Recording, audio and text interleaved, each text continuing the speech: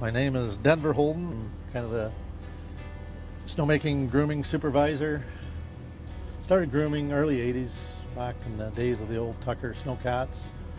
That's when your grooming equipment was a roller, or they used to have drags we dragged behind, or powder makers. Yeah, definitely came a long ways. One of the biggest things was the tillers. That's what really changed the skiing and the grooming. And probably since then, this Snowright GPS system is probably the next biggest thing, technology, as far as I've seen over the years in the grooming industry.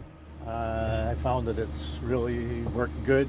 We actually opened a hill last year that probably wouldn't have opened early in the season. It's very challenging that we wouldn't have opened that day, because I sort of like this year went over the area and done a few minor calculations, figured yes, there's enough snow there. If we take off a quarter of a meter and move it down to the next area, we'd be able to open that trail, or we wouldn't have attempted that without this technology. Okay, right now what I'm actually looking at is the depth that we're sitting on, which is 0.9 meters, or about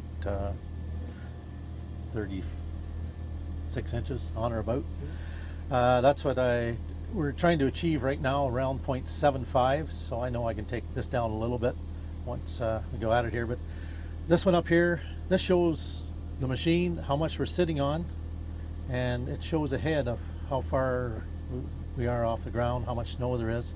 So you can kind of know if the white line drops down close, you got to fill that area in. This is tracking what I've done.